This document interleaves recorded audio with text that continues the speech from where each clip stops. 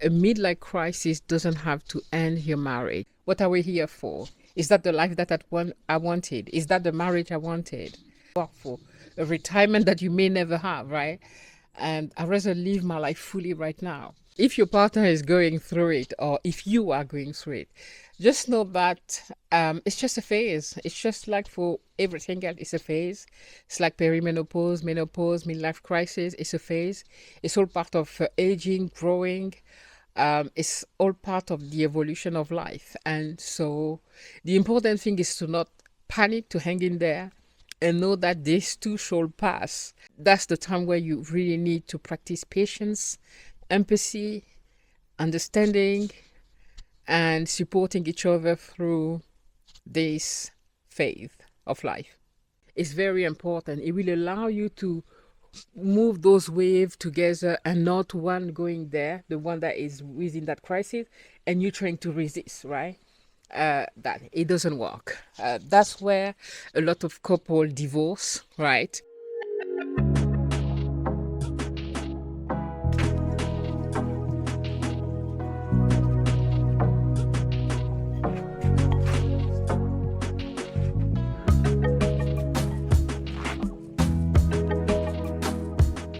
Guys, you must be like, okay, I thought that was a video about midlife crisis. I hope you can hear me. I have my little mic here because there's wind and it might be raining.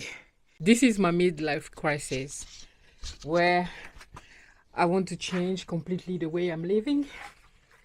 I'm here at the house sit and they have a beautiful, beautiful garden and they have some food that they have planted like tomato, and they give me permission to use it because they're gonna go bad otherwise. So I'm picking some tomatoes. There's quite a lot. I should have taken a bigger bowl. There's so many of them that are ready. Right, guys, this is easier to show you.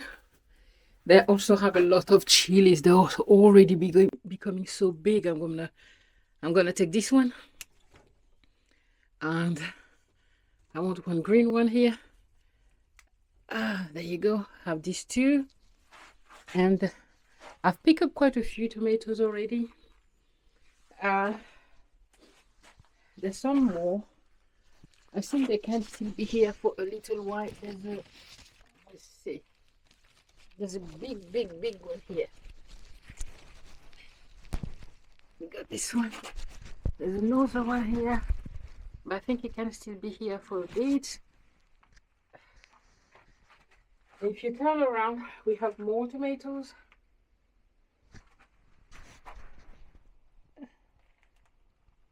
And there's one on the floor here.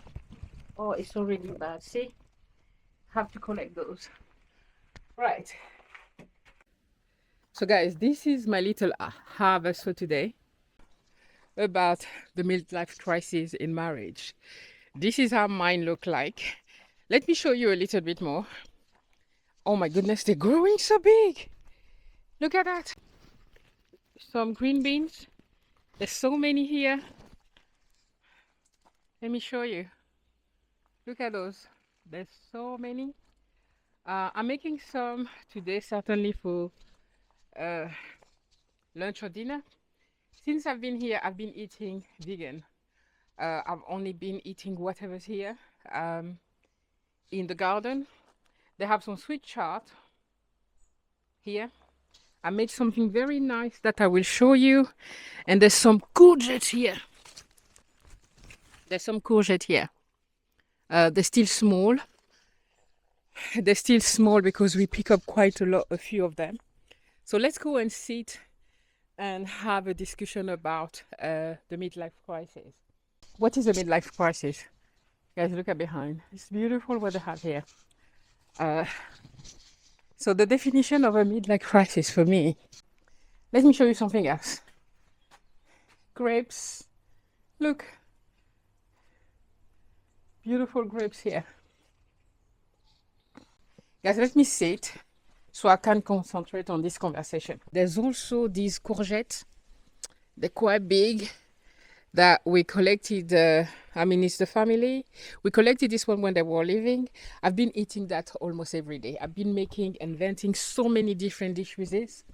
Some beans, some green beans, and they also have these cooking pears. Guys, okay, let's come back to the subject. In my marriage, my husband had his in 2011 when he was around 40. And why, we do go, women and men go through midlife crisis. For many, usually the stereotype is like the 40, 50 years old who leaves his wife that he's been with for 30 years and go abandon his family and go with 20 years old, right? And buy a sports car, change his appearance, become, women also have their own. During this crisis, a lot of women will divorce, have affairs, etc. Okay, that's just generalizing everything. It doesn't mean it happens like that for everyone. But I like to always talk about what's happening for me because that's what I really know. And the way it happens for me, it's what I'm doing right now. I'm in a house. I'm house sitting.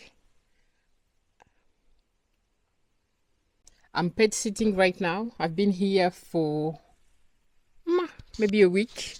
And the thing is, when we come to that age, like I'm 51, and we are closer to, it's morbid to death, right? Although some people can live until 100. But, we are on the other stage now of life. And there's life become even more shorter and we are more conscious of the fact that we are not immortal. We need to do what we want to do. We need to live out our dreams. And that's where the bucket list comes and all of that before it's too late, right? And so the way it manifested for me is that I just didn't like the life that I was living. Guys, I'm very honest and very open, okay? And let me just tell you that I have an amazing husband. I have a great husband. He's not perfect by no means, right? And I'm not either, but he's an amazing guy. He's a great guy. And what I'm saying right now doesn't reflect at all of who he is. Let me just say that. The way it manifested for me is like, there's more to life than that, sitting at home, working to pay bills, and there's more to life than that. So I started traveling. I started doing things like that, wanting to be on my own, because if I had to listen to what my brain is telling me, I would just move out and live by myself, because this is the urge that I have at the moment, to be alone all the time. I enjoy being here by myself with Eddie the cat, right? And for women, I think it's tough to identify because we're going through perimenopause, menopause, and also after looking after everyone, they come at a point where you want to live for yourself. So, there's blurred line between all of that. But that's how it manifested for me. Like, I really feel like I want to live for me. I love my family, but I don't want to look after them right now. I want to be living for me. I want to take time to do my own things, enjoy my life. I love my husband. However, I feel that our lives have become too boring. And I told him that. And that I want to be going places. I want to enjoy life. I want to live, right? I don't just want to exist and sit home, work and pay bills. That's not what I want anymore. So we are a bit at different places at the moment, because he wants to, to acquire more money, to build more things, to invest in Africa and all of that. I've done all of that. I'm done. Right? We employed over 100 people in Cameroon since we started. Over 100 people. What am I talking about? A lot more than that, but you know that I can't do math. So I feel that I've done my part already. right? I've give back to the community. I've done my part, and now it's time for me before it's too late. Couple, many long-term couple will face the midlife crisis at some point. Maybe not all the couple go through it, and that has happened to me. We had a rough path in 2011. It was the end of our marriage by then, but we gone through it. And for the last few years, I'm the one who is in that crisis, not only perimenopause, and just feeling like the life that I'm living, I don't want it anymore. I want something else. I want something different. I want to be more free of my time, spend more time with myself. And so my husband had to cope with this as well. So usually the midlife crisis happens around 40 to 60. It can bring a feeling of dissatisfaction, definitely not happy with the life that we have, and feeling like there's more out of life of what we're living right now. And that's me right now at that second. A time where a lot of us reflect about our lives, right?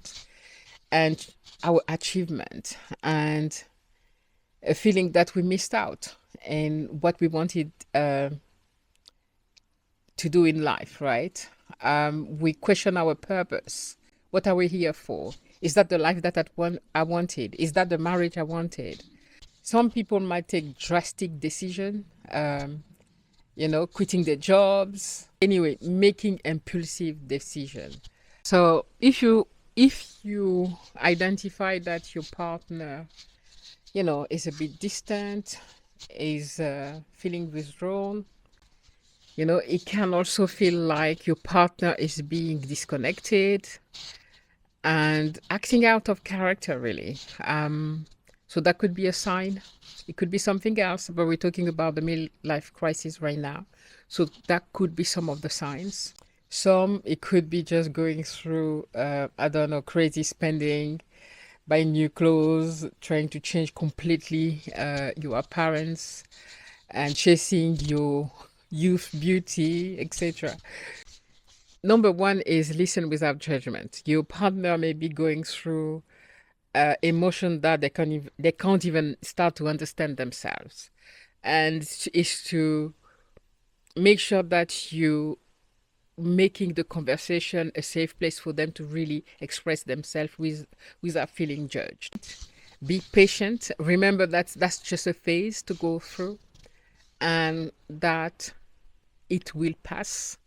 It's important to encourage communication, to continue to communicate with them, to make sure that you stay connected. We did a lot of that with my husband when we went through it first in 2011. It was very important to leave the line of communication open. Otherwise, I don't think we would have survived it. Respect each other's personal growth, guys. When you come to that point, it's like you want to redefine yourself. You are doubting what's your identity. Identity crisis. You questioning yourself, your life, everything. And all of that is part of growth. You feel that you want to change everything in your life. And so it's very important to respect that in each other. And that's why I can be here at the house sit for 3 weeks, because I need that time to reflect on myself. I need that time to readjust my life the way I want it to be. And I'm grateful that I have a partner, I have a husband that allows me to do that. And the same for him. If you can support your partner into his new found hobby, that can actually help you navigate this crisis together without you going apart, without the relationship suffering too much. Often when you are in that crisis, you want to explore different new things, new hobby. You want to change a little bit your life. And if your partner is ready to follow you in through that while you're going through it, it's a win-win. First of all, it's important to know that your feelings are valid, right? You're not crazy. You're not a bad person. You're not selfish, although being selfish is a good thing. It's not a bad thing. It helps us to make sure that we look after ourselves. So self-care. So be selfish time to time. It's a good thing. Just make sure that you do not act on impulse. I'm a very impulsive person. But however impulsive that I am, I always make sure that I check in with my husband, even when I don't want to, because I feel like I'm a grown woman. I can do what I want. No, you are married or you are in partnership, and so you've decided to make life or to do life together, which means that you need to check with each other whether you like it or not, because that's the path that you decided to do, and that's just respect. It's always important to reflect before acting. I'm smiling because I'm such an impulsive person. And when you can wait a little bit, at least the next day before doing whatever you thought that you wanted to do at that second, it can come out that the next day, that feeling of wanting to do whatever has passed. So take the time to wait out a little bit before acting. Talk to your spouse. He is your person. He is here for you, and talking to him, he may be able to be part of the solution, right?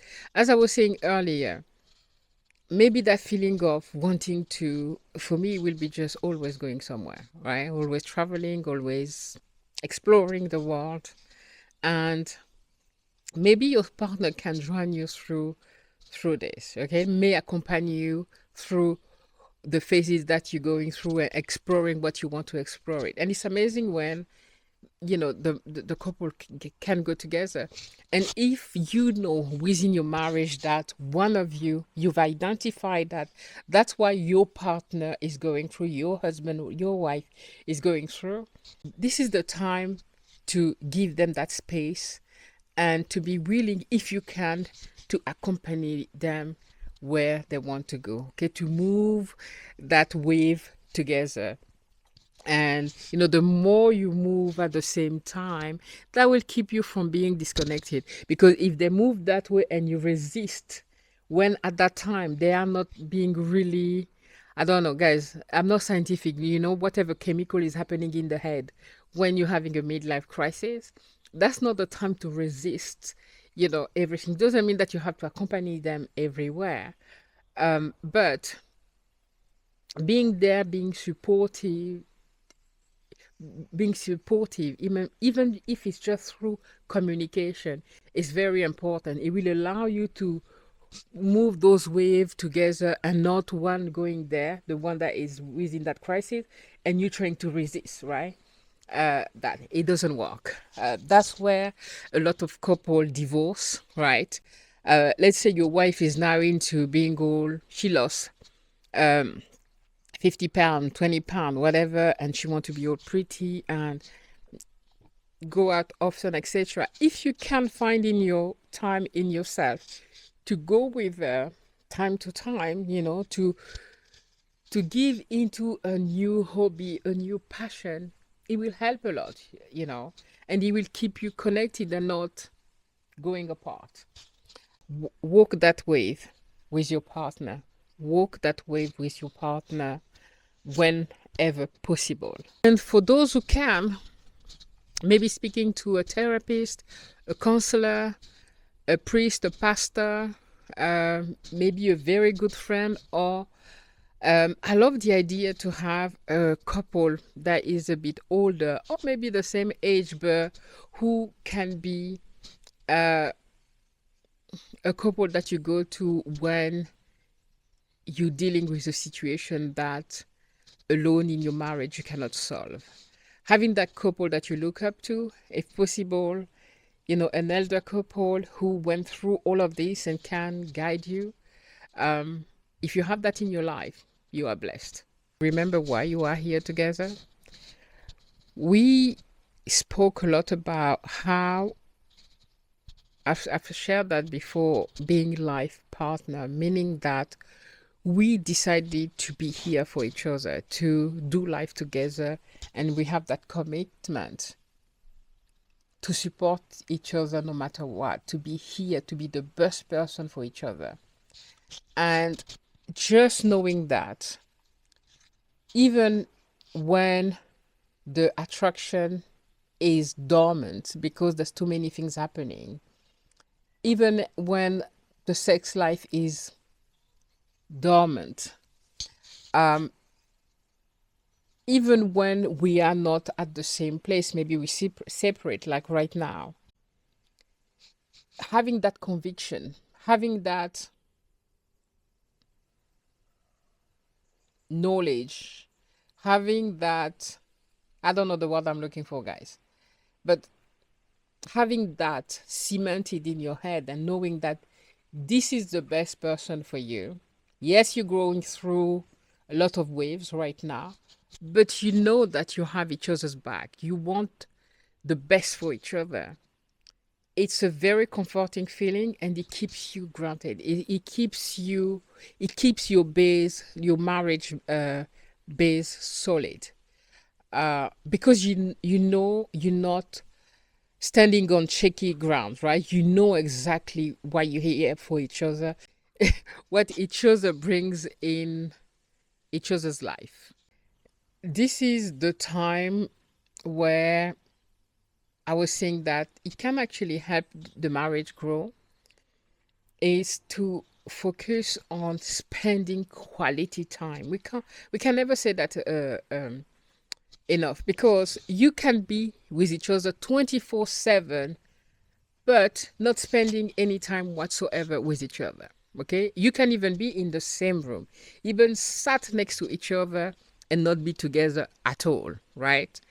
Have you seen those videos where people are sitting with each other on their phone, etc., and they're in the same room, but they're certainly not with each other?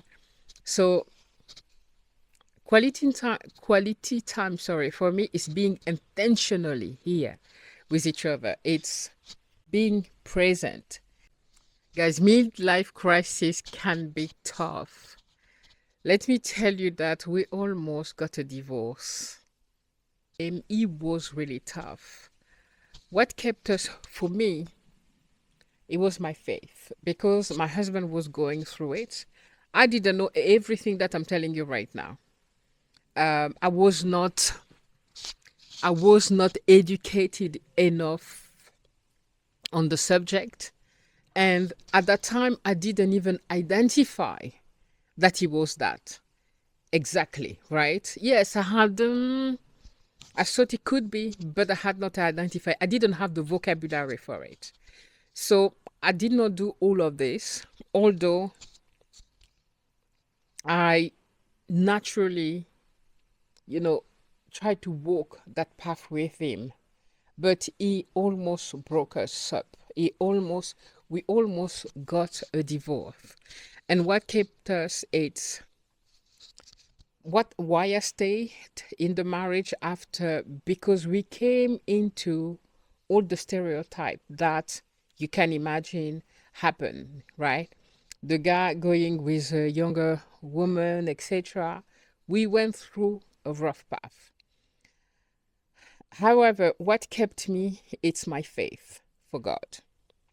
My faith for knowing that there is something higher, something bigger than us. There's something else as well in Africa. It's, when we do the traditional wedding, it's actually the union between two families. And that has a very strong, I don't know how to call it. It has a strong value into our culture. And so when you want to divorce, I'm talking now for my husband who was into that crisis. Even if he wanted to divorce me at that time, he couldn't just go and divorce me. He had to go through both family, because those family came together as one and cemented a union between these two family. Gifts were exchanged, etc. And so once you want to, if one of you want to divorce, you have to go through the elders first and explain what's happening. Why do you want to divorce, etc. You have to go and explain yourself.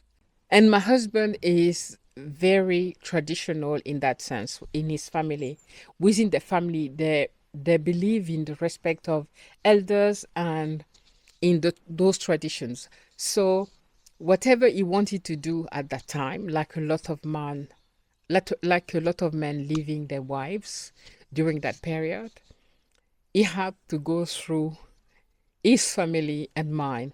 And I think that alone was, how do you call it? Un frein? Un frein in English, what is that?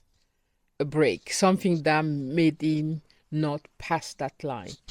Because, it was that time of sports car, convertible cars, losing a lot of weight, dressing differently, and, wanting a younger and a younger wife.